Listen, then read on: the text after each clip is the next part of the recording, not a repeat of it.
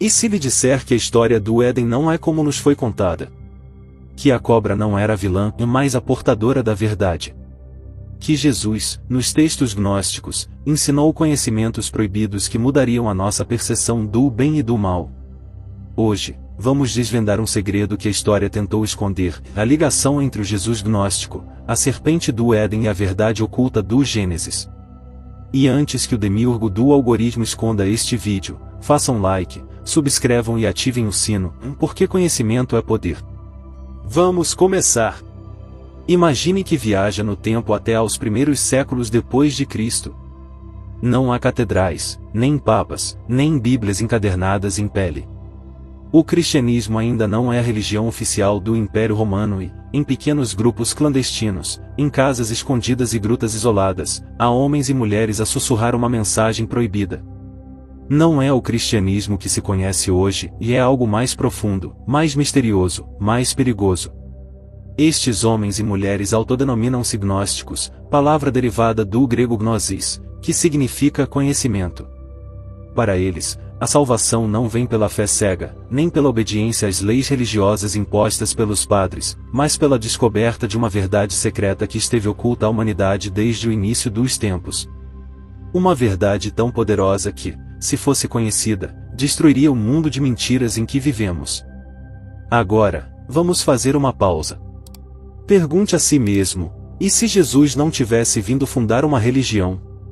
E se a sua verdadeira mensagem fosse censurada e substituída por algo muito mais conveniente para aqueles que queriam controlar a humanidade?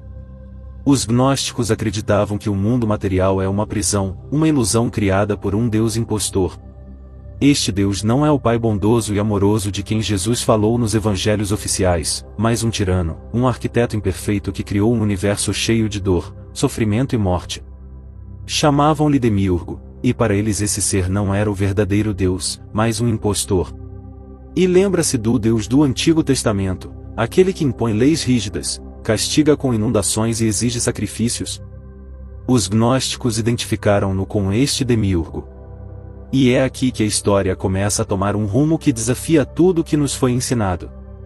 Segundo textos gnósticos, como o Evangelho de Tomé ou o Evangelho de Judas, Jesus não veio para morrer pelos nossos pecados, mas para nos despertar da ignorância em que este falso Deus nos mantém presos. A sua verdadeira mensagem não era de submissão, mas de rebelião. Pense nisto: no cristianismo tradicional, Jesus é apresentado como o Cordeiro de Deus, o sacrifício perfeito que redime o pecado original. Mas nos evangelhos gnósticos, o seu papel é muito diferente. Não é um mártir, mas um mestre de mistérios, um guia que revela aos seus discípulos o caminho para escapar ao engano do mundo material. Ensinou que o reino de Deus não estava nos céus, nem nos templos, nem nas escrituras, mas dentro de cada pessoa. Aquele que procura, não pare de procurar até o encontrar. E quando o encontrar, ficará perturbado. E quando estiver perturbado, ficará surpreendido, e reinará sobre o todo, diz o Evangelho de Tomé. Para os gnósticos, esta busca de conhecimento era a única forma de se libertarem da armadilha do demiurgo. E é aqui que a história do Gênesis toma um rumo completamente inesperado. Desde crianças que nos ensinam que a história de Adão e Eva é a história da primeira desobediência, a queda da humanidade. Deus coloca-os no jardim do Éden e dá-lhes apenas uma ordem: e não comerem da árvore do conhecimento do bem e do mal. Mas a serpente aparece, engana-os, comem o fruto proibido e são expulsos do paraíso. Mas esperem lá, a cobra enganou-os mesmo? A versão gnóstica do Gênesis é radicalmente diferente. Em vez de verem a cobra como a vilã, veem-na como a libertadora. De acordo com esta interpretação, o Éden não era um paraíso, mas uma jaula dourada. Adão e Eva não eram seres livres, mas prisioneiros da ignorância, mantidos na escuridão pelo demiurgo. E a serpente era a mensageira da verdadeira divindade, uma emissária da sabedoria que oferecia aos humanos a oportunidade de despertar. Ele não lhes mentiu. Ele disse-lhes a verdade. É certo que não morrereis, mas os vossos olhos se abrirão, e sereis como Deus, conhecendo o bem e o mal. Pense nisso por um segundo. Se Deus queria realmente que Adão e Eva fossem inocentes, ignorantes, completamente sujeitos à sua vontade, e não os estaria a manter numa espécie de escravidão mental? E se a serpente lhes deu o conhecimento, se lhes permitiu ver a realidade tal como ela era, não os estaria a libertar em vez de os condenar? E agora vamos ligar isso a Jesus. No Evangelho de João, Jesus diz algo que intriga os teólogos há séculos, e, assim como Moisés levantou a serpente no deserto, assim importa que o Filho do Homem seja levantado. Por que razão Jesus se compararia a uma serpente? Para os gnósticos, a resposta era clara, porque, tal como a serpente do Éden, trouxe o conhecimento que libertou a humanidade. Jesus não veio para exigir obediência cega, mas para abrir os olhos às pessoas e mostrar-lhes a verdade. Mas esta mensagem era muito perigosa. Se as pessoas descobrissem que não precisavam de sacerdotes, templos ou leis religiosas para atingir a divindade, o que aconteceria aos que controlavam a fé? Por esta razão, nos séculos posteriores, o cristianismo oficial condenou o gnosticismo como heresia. Livros foram queimados, seguidores perseguidos e os seus ensinamentos apagados da história. E a mensagem de Jesus, na sua versão gnóstica, foi substituída por uma religião baseada na submissão e no medo. Mas aqui estamos nós, 2000 anos depois, a redescobrir estes textos ocultos, a fazer perguntas incômodas e a ousar desafiar a versão oficial. Agora diga-me, depois de tudo isto, em de que lado está? Do Deus que impõe leis e castigos ou da serpente que abre os olhos? De fé cega ou conhecimento oculto? E se quiser continuar a explorar estes mistérios, subscreva, ative o sininho e deixe a sua opinião nos comentários. Porque a verdade encontra sempre o seu caminho. Imagine que está no Éden, rodeado de árvores majestosas, com um rio cristalino a correr pelo jardim. Não há dor, nem morte, nem preocupações. Adão e Eva caminham entre os animais, livres de todo sofrimento, num paraíso criado especialmente para eles. Mas há algo de estranho no ar. Uma sensação de que algo não encaixa. No centro do jardim, duas árvores erguem-se como pilares de um destino inevitável. Uma é a árvore da vida, que concede a imortalidade, e a outra é a árvore do conhecimento do bem e do mal. Deus foi claro: podem comer de qualquer árvore, excepto desta última. O aviso é direto: e no dia em que dela comeres, certamente morrerás. E então aparece a cobra. Não se esconde nas sombras nem ataca com veneno.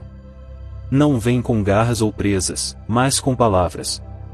Desliza gentilmente até Eva e sussurra-lhe uma pergunta perturbadora: é verdade que Deus te proibiu de comer de qualquer árvore do jardim? Eva responde que só lhes é proibido tocar numa delas, a árvore do conhecimento, porque se lhe tocarem, morrerão. Mas a cobra sorri e diz-lhe algo que mudará a história da humanidade para sempre: e não morrerão. Pelo contrário, quando comerdes, os vossos olhos se abrirão, e sereis como Deus, conhecendo o bem e o mal. É aqui que a história toma um rumo inesperado se a olharmos da perspectiva agnóstica.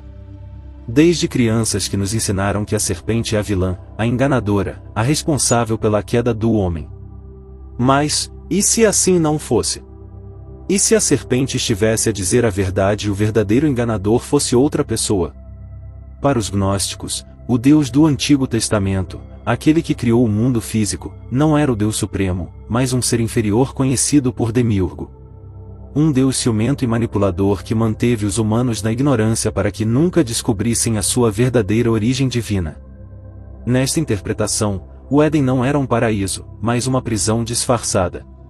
Adão e Eva não eram seres abençoados, mas prisioneiros de um mundo concebido para os manter dóceis, sem questionar nada, sem conhecer a verdade. E então chega a serpente, não como inimiga da humanidade, mas como sua libertadora. A cobra representa a sabedoria, o conhecimento, a centelha divina que pode abrir os olhos de Adão e Eva para a realidade. Ele oferece-lhes uma escolha: continuar a obedecer cegamente ou ousar saber. Eva olha para a fruta. É lindo, brilhante, quase luminoso. Pega nele, leva-o aos lábios e morde. Naquele instante, a sua mente expande-se. É como se tivesse vivido a vida inteira na escuridão e de repente se acendesse uma chama dentro dele. Ele não sente medo. Ele não sente culpa. Basta sentir algo novo: consciência. Ela dá o fruto a Adão e ele também o come. E então algo surpreendente acontece e apercebem-se que estão nus. Não porque antes eram fisicamente diferentes, mas porque agora têm uma nova percepção de si próprios e do mundo. Compreendem o bem e o mal, compreendem a sua própria existência. Tornaram-se como deuses, tal como a serpente disse. Mas, nesse momento, Deus regressa ao jardim e apercebe-se da mudança. A sua reação é furiosa. Quem te disse que estavas nu? Comeu da árvore da qual eu lhe ordenei que não comesse. A ira do Criador recai sobre eles, mas se analisarmos com atenção, o seu castigo não parece o de um pai desiludido, mas sim o de um senhor que perdeu o controle sobre os seus escravos.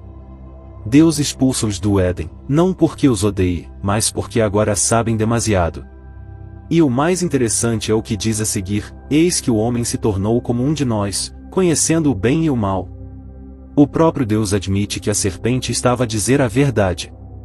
Comer da árvore não os matou. Não caíram no local. A única coisa que mudou foi a sua percepção do mundo. Agora, se ligarmos isto com a visão gnóstica, tudo começa a fazer sentido. Se o demiurgo é o criador do mundo material e o seu objetivo é manter a humanidade presa na ignorância, então o seu pior inimigo é aquele que traz o conhecimento. A cobra torna-se um símbolo de iluminação, e Adão e Eva tornam-se os primeiros rebeldes contra o sistema. Mas a história não se fica por aqui. A expulsão do Éden não é o fim da humanidade, mas o início da sua verdadeira evolução. Sim, estavam condenados a trabalhar, a sofrer, a enfrentar as durezas do mundo, mas também eram livres de procurar o seu próprio destino. Já não eram meras peças no jogo de um Deus controlador, agora tinham o poder de escolher. E aqui surge uma questão perturbadora: se Jesus foi realmente um mestre gnóstico, como sugerem alguns textos antigos, a sua missão não era a mesma da serpente.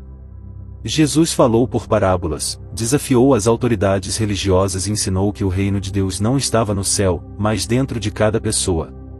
Ele disse coisas como: conhecereis a verdade, e a verdade vos libertará. Por outras palavras, não pregou a obediência cega, mas o conhecimento.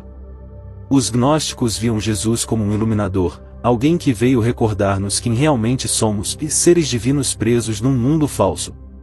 Nesta visão, a sua mensagem era muito semelhante à da serpente no Éden: abre os olhos, acorda, questiona tudo. E é aqui que tudo se encaixa. Se a história do Éden é a história da humanidade escapar a uma mentira, e Jesus veio trazer a verdade, isso não significa que a história da serpente e a história de Cristo são, na sua essência, a mesma história? Mas esse conhecimento era muito perigoso. Se as pessoas descobrissem que não precisavam de intermediários para alcançar a divindade, que podiam encontrar a verdade dentro de si, o poder das instituições religiosas entraria em colapso. Por esta razão, os evangelhos gnósticos foram proibidos, destruídos e esquecidos durante séculos. No entanto, o tempo tem uma forma engraçada de trazer a verdade à tona. Hoje, esses textos foram redescobertos, e a história que nos contaram já não parece tão clara. Talvez a cobra não fosse o inimigo. Talvez o verdadeiro engano tenha sido fazer-nos acreditar que não deveríamos saber a verdade. Agora a questão é: o que fará com esse conhecimento? Continuará a aceitar a versão tradicional ou ousará morder o fruto do conhecimento? A escolha, como sempre, é sua. Durante séculos, a cobra foi um símbolo envolto em mistério. Para muitos, representa o engano e o pecado; para outros, é a personificação do conhecimento proibido. Mas poucos perguntam: que relação tem ela com Jesus? No Evangelho de João, Cristo diz: assim como Moisés levantou a serpente no deserto, assim importa que o Filho do Homem seja levantado. Esta frase, que muitas vezes passa despercebida, é fundamental para compreender a sua mensagem. Para compreendermos o seu significado, precisamos de voltar ao Antigo Testamento. Em Números, os israelitas, depois de se terem revoltado contra Deus e Moisés, foram atacados por cobras venenosas. Em resposta, Deus ordenou a Moisés que fizesse uma serpente de bronze e a colocasse num poste; quem olhasse para ela ficaria curado. É um episódio enigmático, a serpente, símbolo do mal no Éden, torna-se aqui um instrumento de salvação. Séculos depois, Jesus compara-se a ela. Por quê? Para os gnósticos, a resposta é óbvia. Na sua tradição, a cobra não é uma inimiga, mas sim uma portadora de sabedoria. No Éden, ofereceu à humanidade o conhecimento que o demiurgo queria esconder. No deserto, a sua imagem trouxe a cura. E Jesus, ao comparar-se com ela, parece indicar que a sua missão era abrir os olhos às pessoas, revelar uma verdade proibida. Se observarmos várias culturas, descobriremos que a cobra simboliza a iluminação espiritual. Na Índia, a Kundalini representa a energia que desperta a consciência. Na Mesoamérica, Quetzalcoatl, a serpente emplumada, é o deus do conhecimento. No Egito, Uraeus é um emblema de sabedoria e poder divino. Será uma coincidência que Jesus esteja associado a este simbolismo? Os textos gnósticos reforçam esta ideia. No Evangelho de Tomé, Jesus diz: "O reino está dentro de vós e fora de vós. Quando se conhecerem, serão conhecidos e compreenderão que são filhos do Pai vivo." Aqui, não há pecado original nem culpa, mas ignorância, e a salvação está no conhecimento. Esse ensinamento era perigoso. Se as pessoas compreendessem que não precisavam de sacerdotes ou de templos para encontrar a divindade, a estrutura do poder religioso entraria em colapso. Por esta razão, a Igreja nascente perseguiu o gnosticismo, destruiu os seus evangelhos e silenciou a sua visão de Cristo. No entanto, as pistas ainda estão lá. Se Jesus foi comparado à serpente e a sua mensagem foi suprimida, a grande questão é: que mais nos esconderam? A história da serpente e a de Jesus parecem opostas, mas são a mesma: o despertar da humanidade e a sua libertação da ignorância. Agora, com este conhecimento nas suas mãos, a escolha é sua: verá a cobra como inimigo ou como símbolo da verdade oculta? Imagine por momentos que vive no século II. Não há igrejas com grandes catedrais, nem doutrinas oficiais, nem um único livro sagrado que todos sigam. O que há são comunidades dispersas, pequenos grupos de seguidores de Jesus que interpretam os seus ensinamentos de formas muito diferentes. Uns veem-no como Filho de Deus, outros como um mestre iluminado e outros ainda como um mensageiro que veio revelar a verdade oculta sobre a nossa existência. Mas há um grupo em particular que tem uma visão completamente diferente: os gnósticos. Para eles, Jesus não veio para se sacrificar e pagar pelos pecados da humanidade, mas para despertar as pessoas de uma grande mentira. A sua mensagem não era sobre obedecer a dogmas ou submeter-se à vontade de um Deus ciumento, mas sobre descobrir a centelha divina que todo ser humano transporta dentro de si. Jesus, tal como a serpente do Éden, trouxe o conhecimento que libertaria a humanidade do controle do demiurgo, o falso Deus que tinha criado um mundo material. Estes primeiros cristãos gnósticos escreveram as suas próprias versões da história de Jesus, evangelhos que hoje foram esquecidos, mas que na época eram lidos e venerados por muitas comunidades. Nestes textos, Cristo não é um Salvador que morre pelos nossos pecados, mas um mestre que revela o verdadeiro caminho para a iluminação. Mas esta mensagem tinha um problema e ia contra a estrutura de poder que se começava a formar dentro do cristianismo. No século II, alguns líderes da Igreja, especialmente em Roma, estavam a consolidar uma doutrina única, uma versão oficial da fé que eliminava qualquer interpretação alternativa. Nesta nova narrativa, a Igreja era a única autoridade legítima, e qualquer pessoa que se desviasse dos seus ensinamentos era considerada herege. Os evangelhos gnósticos, com a sua ênfase no autoconhecimento e na divindade interior, eram perigosos para esta nova ordem. Se as pessoas compreendessem que não precisavam de intermediários para chegar a Deus, qual seria o papel dos sacerdotes? Se a verdadeira mensagem de Jesus era que todos podiam descobrir a verdade por si mesmos, qual era o sentido de uma igreja que ditava o que era certo e o que era errado? Assim começou uma campanha para eliminar qualquer vestígio de gnosticismo. Os líderes da igreja reuniram os textos que consideravam corretos e rejeitaram aqueles que não estavam alinhados com a sua versão da fé. Foi assim que evangelhos como os de Tomé, Filipe e Maria Madalena foram descartados, proibidos, e em muitos casos, destruídos. Mas não se tratava apenas de eliminar livros. Era também necessário apagar os próprios gnósticos da história. Foram perseguidos, denunciados e ridicularizados pelos teólogos cristãos ortodoxos. Foram chamados de hereges, mentirosos, agentes de Satanás. As suas comunidades foram desmanteladas e os seus ensinamentos suprimidos. Com o tempo, os seus nomes foram esquecidos e a sua mensagem foi soterrada sob séculos de dogmas religiosos. E o mais chocante é que, durante mais de 1000 anos, a sua existência foi praticamente desconhecida. Até que, em 1945, uma descoberta inesperada mudou a história. Manuscritos antigos contendo evangelhos e textos gnósticos que sobreviveram à censura foram encontrados numa gruta em Nag Hammadi, no Egito. Era como se, depois de tantos séculos de escuridão, a verdade oculta dos primeiros cristãos tivesse finalmente vindo ao de cima. O que estes textos revelaram foi surpreendente, um Jesus muito diferente daquele que nos foi ensinado nas igrejas. Um Cristo que não falou de pecado e castigo, mas de despertar e autoconhecimento. Um professor que ensinava que o reino de Deus não era um lugar no céu, mas uma realidade que cada pessoa podia encontrar dentro de si. Esta descoberta abalou a história do cristianismo e obrigou-nos a perguntar: o que mais nos estava escondido? Quanto do que sabemos hoje foi realmente o que Jesus ensinou e quanto foi moldado para servir uma estrutura de poder? A verdade é que a história da humanidade é também a história de ideias que foram reprimidas. Mas o conhecimento nunca desaparece completamente. Cedo ou tarde, a verdade encontra uma forma de vir ao de cima. E agora, com toda esta informação em mãos, a questão que fica é: estamos prontos para ver isto? Imagine por um momento uma época em que o cristianismo não estava tão estabelecido como conhecemos hoje, e os ensinamentos de Jesus não se limitavam aos evangelhos canônicos. Neste cenário, os primeiros seguidores do Mestre de Nazaré viram-se confrontados com um vasto mar de segredos, uns mais obscuros e outros mais esclarecedores, que continuam a surpreender-nos até aos dias de hoje.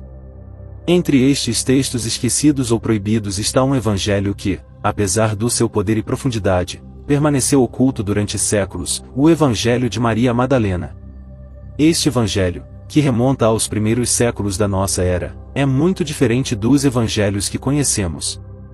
Enquanto os relatos tradicionais de Mateus, Marcos, Lucas e João apresentam Jesus como uma figura central cujo sacrifício e ressurreição representam a salvação do homem, o Evangelho de Maria conta uma história diferente. Em vez de uma figura de autoridade masculina solitária, vemos Maria Madalena como a discípula mais próxima e compreensiva de Jesus, a quem ele revela mistérios secretos que os outros apóstolos não compreendem. Mas a história toma um rumo ainda mais fascinante quando nos aprofundamos nas passagens em que Maria discute o conceito de sabedoria oculta. No Evangelho, Jesus fala-lhe do conhecimento espiritual e da libertação da alma, mas também lhe revela algo mais, algo que remonta às origens da humanidade. Fala-lhe da serpente, mas não como a figura malévola que a tradição cristã perpetuou, mas como uma entidade que transporta conhecimento. Este conceito é o que colide frontalmente com a interpretação cristã oficial. A serpente, que no Gênesis é apresentada como um símbolo do mal que leva Eva ao pecado, no contexto gnóstico torna-se um símbolo do conhecimento libertador. É a serpente que oferece o fruto da árvore do conhecimento, que permite a Adão e Eva alcançar uma compreensão mais profunda de si mesmos e do mundo que os rodeia. O ato de comer o fruto não é um pecado, mas um passo em direção à iluminação espiritual. Esta é uma mudança radical na forma como vemos as Escrituras, pois inverte o conceito tradicional do pecado original e coloca a serpente num lugar de sabedoria. A história de Eva e da serpente, tal como é contada no Gênesis, é tingida de culpa e condenação, mas no contexto gnóstico, este mesmo ato é reinterpretado como um sacrifício necessário para que a humanidade possa aceder à verdadeira sabedoria. É aqui que se liga ao Evangelho de Maria, e em vez de verem a serpente como uma força destrutiva, os gnósticos veem-na como um agente libertador, alguém que desafia a autoridade do Deus Criador do Antigo Testamento, um Deus que, em muitas correntes gnósticas, é visto como um Deus ciumento e limitador que esconde a verdadeira luz do conhecimento. Maria Madalena, neste Evangelho, desempenha um papel crucial como guardiã desta sabedoria secreta. Ela é aquela que conhece a verdade que foi ocultada pelas instituições religiosas, aquela que tem o profundo entendimento dos mistérios. Enquanto os outros discípulos, como Pedro, lutam por compreender os ensinamentos de Jesus, Maria torna-se portadora da verdadeira sabedoria, aquela que vem diretamente do Mestre. No Evangelho, Pedro, ciumento e desconfiado, desafia a autoridade de Maria, acusando-a de dizer coisas que ela não compreende, mas Jesus defende Maria, dizendo que ela é quem mais compreendeu, pois recebeu o conhecimento secreto diretamente dele. Este conhecimento que Maria possui, tal como o fruto da árvore do Gênesis, não é simplesmente intelectual, é um conhecimento profundo que leva à libertação espiritual. Os gnósticos viam o mundo material como repleto de enganos e distrações criadas por forças que procuravam manter a humanidade na ignorância. A cobra, neste sentido, simboliza o poder de ver para além da realidade superficial e de aceder a uma compreensão mais profunda das coisas. Assim, em vez de ser vista como uma figura do mal, a cobra é vista como um símbolo do despertar. Esta ideia da serpente como libertada ressoa profundamente com a filosofia agnóstica, que sustenta que o conhecimento profundo e a ligação com o divino só podem ser alcançados através da superação das limitações da matéria e da mente. É um conhecimento que não pode ser imposto a partir do exterior, mas deve ser vivenciado internamente. Neste contexto, Jesus torna-se não o sacrifício redentor que nos salva dos nossos pecados, mas o Mestre que nos mostra o caminho para a sabedoria interior. A verdadeira salvação gnóstica não depende da fé cega, mas do despertar de uma consciência superior. Durante séculos, a história que nos foi contada foi clara, e a serpente é o inimigo. O Gênesis é a história do pecado original e Jesus veio redimir-nos através do sacrifício. Mas quando olhamos mais de perto, quando exploramos os textos ocultos, quando trazemos à luz os ensinamentos que foram proibidos, descobrimos que existe uma outra versão da história, e uma que muda completamente a nossa compreensão da fé, do conhecimento e da nossa própria natureza. Os gnósticos viam em Jesus algo que a versão oficial do cristianismo tentava apagar, um mestre da sabedoria que não vinha para fundar uma igreja, mas para libertar a humanidade do engano. Para eles, a serpente do Éden não era a vilã, mas a portadora do conhecimento. E na misteriosa ligação entre Jesus e a serpente, encontramos a chave para compreender uma mensagem que desafia tudo o que pensávamos saber. Mas a grande questão é, por que é que nos esconderam isto? Por que é que a Igreja tentou tanto eliminar o pensamento gnóstico? Talvez porque o conhecimento verdadeiro é perigoso para qualquer sistema de controlo. Um ser humano que compreende a sua própria divindade, que não necessita de intermediários, que não vive com medo, é um ser humano livre. E a liberdade é a última coisa que qualquer instituição que baseia o seu poder na obediência deseja. Hoje, com os evangelhos gnósticos redescobertos, com acesso à informação que antes era proibida, temos a oportunidade de questionar tudo. Não rejeitar a fé, mas ir além do que nos foi dito. Para explorar por nós próprios e decidir o que faz sentido e o que não faz. E agora que percorremos juntos este caminho, deixo-vos com uma última questão: em se a verdadeira mensagem de Jesus foi silenciada, se o seu ensinamento mais profundo foi distorcido, o que mais nos esconderam? Se este assunto fez pensar, se sente que há mais para descobrir, então convido a subscrever o canal. Aqui continuamos a procurar a verdade, para além dos dogmas, para além do que nos foi dito. Deixe um comentário com o que achou e, se achou este conteúdo esclarecedor, partilhe. Porque talvez, tal como a serpente no Éden, esta informação possa abrir os olhos a outra pessoa.